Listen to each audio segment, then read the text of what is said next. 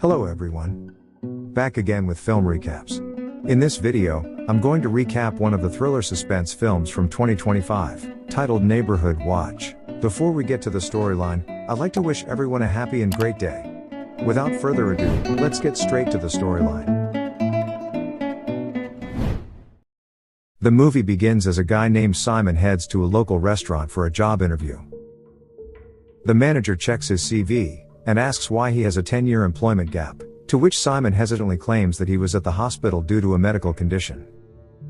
But the manager notices scars on his wrists, causing her expression to suddenly change. This is when Simon begins hearing static sounds inside his head, followed by a voice, who calls him a pathetic failure who can never land any job. Simon urges him to go away, but the voice reveals that the only way to do so is to end himself, something he failed as well. Suddenly, Simon jolts back to reality, but starts seeing the manager as a disheveled, half-dressed man. Panicked, he blurts out a nonsensical sentence, after which the man suddenly disappears. The manager is now fully aware that Simon is crazy, so she politely ends the interview. Elsewhere, at the local campus cafeteria, a middle-aged man named Ed spots a kid stealing some food. He immediately confronts him, saying he's campus security, but the boy shrugs him off. This prompts Ed to spray him in the eyes with hand sanitizer and handcuff him. But when they reach the campus security office, the chief, Jeremy, is furious at Ed for causing trouble again. It turns out Ed doesn't work here anymore, he's just a former guard holding on to his past authority. Jeremy forces him to uncuff the boy, and warns to call the real cops if he ever pulls something like this again. Later, both Ed and Simon, who turn out to be neighbors, return to their respective homes. Simon lives with his sister, Dee Dee, a college student who studies in the day, and works night shifts to keep them afloat. She asks about his job interview, but Simon brushes it off without answering. It becomes clear that both of them are struggling financially, and that's why Simon has been applying for whatever jobs he can find. Ed, on the other hand, leaves completely alone and has no family members. The next morning, Simon goes for his health checkup, where he asks if something can be done about the spasms, but the doctor reassures him that they're only side effects of the drug he's been taking. The doctor then shifts the conversation, and asks if Simon has experienced any hallucinations, or episodes of confused speech, but the latter lies that he hasn't. On his way home, Simon notices a commotion in a nearby alley. He hides behind a corner, and watches as a masked thug slaps a woman and forces her into a van, and that's when he realizes the woman is being kidnapped. At this critical moment, the voice in his head returns. It calls him a failure and a lunatic, but Simon ignores it, and begins running towards the van. He doesn't make it in time, but manages to catch the license plate before the vehicle speeds off. In the next scene, Ed is resting at home, when he's startled by continuous knocks on the door. It's Simon, who frantically asks for a ride to the police station. But Ed, who thinks the boy is crazy, makes fun of him before slamming the door without even listening to the entire story. This leaves Simon with no choice, but to walk all the way to the police station, while the voice in his head grows louder with every step, and he also begins hallucinating due to fatigue. But despite the mental chaos, Simon is determined to help the girl, so he keeps going until he finally arrives at the station. He then talks to the chief detective, Glover, and explains the kidnapping scene in detail. Simon describes their appearance and their attire, but says he couldn't see the kidnapper's face. He, nonetheless, remembers one important detail: the van's license plate. Glover then assures Simon that the department will take the matter seriously. But after he leaves, she decides to run a background check out of caution, and finds that Simon has a documented history of mental illness, with past hospitalizations for erratic behavior and self-inflicted injuries. Later at home, Simon takes his pills, and is getting ready for bed. We learn that he's paranoid about something being inside the closet, so he checks it thoroughly. But the voice inside his head claims the detective would never take a psycho like him seriously, so the case hasn't even begun. Simon thus calls the detective to confirm if the girl has been found, but Glover lies that they checked the license plate, and it belonged to a car in an entirely different city. Simon becomes furious upon hearing this, as he realizes she found out about his medical history and isn't taking him seriously. Glover says she needs more details about the perpetrator, but a furious Simon knows she won't help and simply hangs up. The next morning, Ed is at home, gambling online, and he ends up losing a lot of money. Things go from bad to worse when a frantic Simon arrives at the door once again. He mentions that the girl needs urgent help because the police won't start looking for her. Ed, as usual, thinks the boy is having one of his psychotic episodes, but when Simon says he needs help from a cop like Ed, Ed's ego is boosted, and he finally agrees to listen.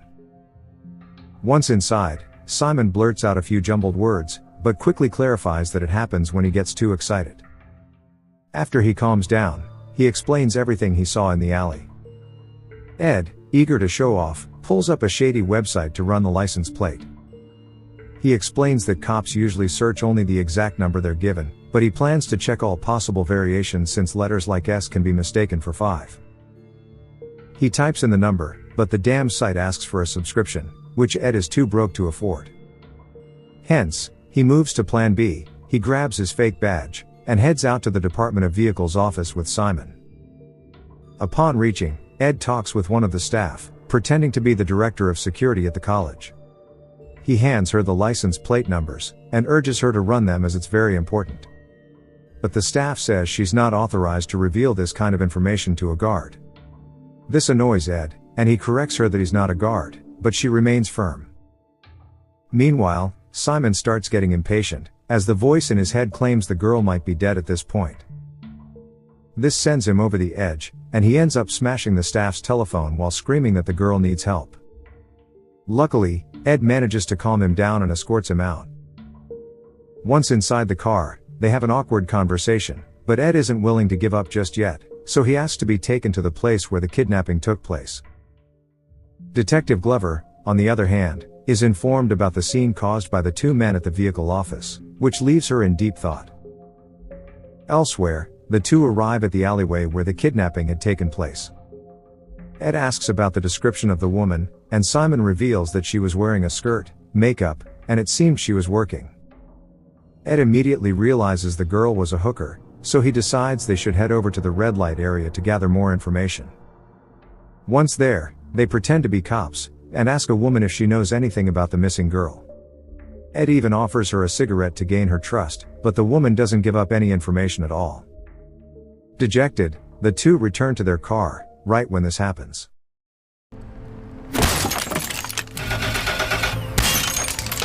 A couple of thugs start smashing the vehicle, and Ed and Simon are yanked outside forcibly. Then, a woman approaches them, who turns out to be the pimp of the area. She knows the two aren't cops, and warns them to stay away from her territory if they don't want any trouble. After the close call, Simon and Ed have a bit of a falling out, as the latter is tired and just wants to go home. But Simon refuses to give up, and insists on continuing the search alone. Something about his determination gets to Ed, and despite everything, he finds himself unwilling to leave the boy on his own. Hence, he changes his mind and decides to help him once more. Later, Ed goes to the campus security office, as he knows that Jeremy has a friend in the local police, and wants him to run the license plate numbers through that connection. The arrogant security chief expectedly refuses, but when Ed promises to never step foot in this campus again, he agrees, just to be rid of him for good. After Ed finally gets the data, he and Simon head to a nearby diner to figure out their next move. Ed explains that only 3 of the license plate variations are registered in the area, and none of them belong to a van.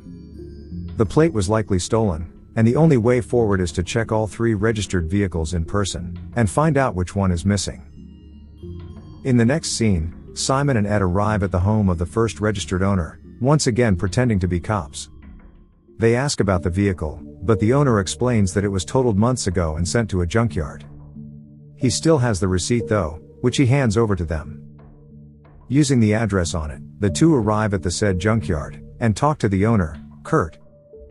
The latter reads the receipt and confirms that he towed the vehicle here, but doesn't know where it ended up, so he gives them permission to check. The junkyard is huge and cluttered, but after searching for a while, they finally find the vehicle, which has its number plate missing. The kidnappers must have stolen the plate from this junk car to use it illegally, and this also means that now there's no way of tracking them down, as they're left with no clues. And then all of a sudden, It's her! Ed, it's her! Simon hears the girl screaming from inside a car that is about to be demolished, and frantically orders Kurt to shut the machine down. Simon then peeks inside the vehicle, only to realize he was hallucinating again. It's the voice inside him that starts taunting him again, and we learn that it's none other than his dead father, who abused him in the past. Ed notices Simon struggling with the voices and asks what's wrong, but the latter says he's fine. The scene then cuts to night where Ed is at home, getting ready for bed. But as he freshens up in the bathroom,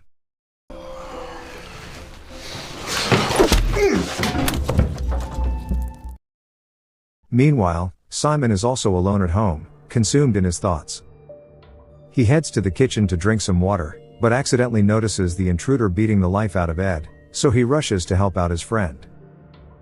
Inside the house, the intruder holds Ed at gunpoint and demands to know why he was looking for him.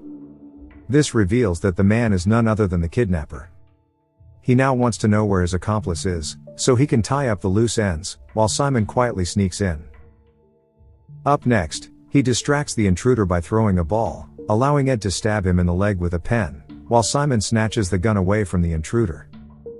Here the man warns that if he shoots him, the girl will never be found. And then all of a sudden, okay, Ed. Simon blows his face off, he is left traumatized, and the voice inside his head begins blaming him for everything. But he quickly snaps out of it when the intruder's phone begins ringing.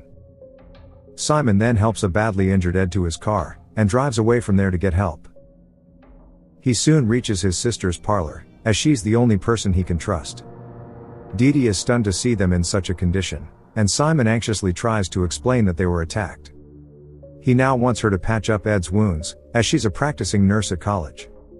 Seeing the condition, she urges her brother to apply pressure on the wound while she goes to deal with the customer waiting in the salon room.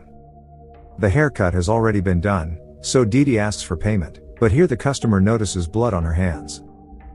After the scared woman leaves, Dee Dee gets straight to work. She brings out the necessary supplies, and proceeds to stitch up Ed's wound to stop the bleeding. Elsewhere, the police have already arrived at Ed's house, after the neighbors alerted them of the gunshot. Since the intruder has been brutally killed, they're looking for Ed and Simon, who were seen fleeing the scene together. Back at the salon, Dee Dee has successfully treated Ed's wound. She also knows the entire story of what happened, so she urges Simon to contact the police, but he refuses, saying they won't believe him anyway. Just then, there's a knock on the main door, and it turns out to be the cops. Simon and Ed are hell-bent on saving the kidnapped girl, so they ask Dee Dee to stall the cops. As she engages them in conversation, the two use the intruder's cell phone and contact a saved number, only to learn it belongs to Kurt Salvage. Realizing the guy had been involved all along, Ed and Simon immediately flee through the back door, moments before the cops barge in. The next morning, when Kurt enters his garage, he's shocked to find the two, who immediately knock him out. They then tie him up to a chair, and try to force him to reveal where the girl is. Kurt vehemently denies his involvement, but Simon soon notices a Vanderton clock on the wall, which has a secret compartment inside. Upon opening it, they are shocked to find a bunch of passports, and Simon recognizes one of them as the kidnapped girl. This sends him into a fit of rage, and he suddenly starts seeing Kurt as his abusive deceased dad. Simon impulsively grabs a pair of pliers, and proceeds to rip his ears out, but Ed stops him in the nick of time. As Kurt won't reveal anything, Ed sprays him in the eyes with hand sanitizer, and warns that if not washed immediately, it can cause serious damage. This scares the life out of Kurt, and he finally reveals that the kidnapper brings the girls here to sell them. Just then, the cell phone begins ringing, making it clear that there's one more person involved in this notorious scheme. Ed demands to know who it is, but Kurt claims he's never met the person before. He's only a middleman who provides number plates for them. Ed is still not convinced, and this makes Kurt really worried. Terrified of going blind, he confesses that he once delivered a package to the person's house. He begs Ed not to call the police, and gives up the address. But as soon as he does so, Ed calls the cops anyway. The two then leave the place, and arrive at the address where the third kidnapper is supposedly present. Meanwhile, Detective Glover and her team arrive at the junkyard, and catch Kurt red-handed with the passports. Elsewhere, just as Simon and Ed are about to enter the house, Simon suddenly begins seeing his dead father again. The hallucination overwhelms him, pushing him toward a full-blown breakdown. But before he completely loses control, Ed clicks his pen, a sharp, repetitive sound that snaps Simon back to reality. Sensing its effect, Ed hands him the pen, and tells him to use it whenever things start slipping again. After this, the two break inside the house, and search every nook and corner possible. They find documents of the kidnapped girls, and Simon suddenly hears strange noises coming from upstairs. They rush up to check, but the rooms are empty, confirming the suspects have already fled. Disappointed, they return to the living room and slump onto the couch, trying to make sense of everything. But then, a strange woman slowly appears at the top of the stairs, holding an axe. The two spot her, and a panicked Ed immediately points his fake gun at her. But she simply runs away from there without causing any scene. This somehow makes the two realize that the woman was the kidnapper's mother, so they return upstairs and check the closet. To their shock, they find a hidden compartment, which Ed pries open with the help of a ball pen. Inside, they finally locate the kidnapped girl, frightened and crammed inside a narrow compartment. With the case now solved, Ed and Simon come out of the house, only to find a large number of cops waiting for them. They are promptly arrested, but Detective Glover is proud of Simon and congratulates him quietly. The movie ends as Ed and Simon exchange a smile while maintaining eye contact, something which Simon had previously been unable to do. Okay guys, thanks for watching. See you again in the next video.